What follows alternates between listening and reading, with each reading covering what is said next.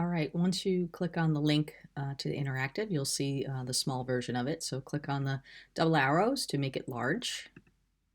And you'll have the kind of the introduction screen that's telling you what it's basically going to look like. Click on the start screen. And here's where you're going to run your sim. So arrows are going to change the mass, applied force, change there. And we're going to make sure that we start with surface friction of 0. And then you just click on push it. And we can watch the box as it accelerates. We have information about the net force here. And then in the column where it asks you to collect all the necessary information in order to determine the acceleration, well, think about what we need to do right here in order to calculate the acceleration. And if I look and click on each coordinate, it's going to tell me some information about that coordinate. And we can use the units to describe and X and Y axis to figure it out.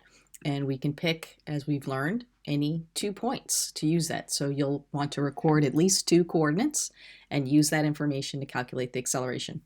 And then you should be on your way. Make sure you answer all the questions in full sentences.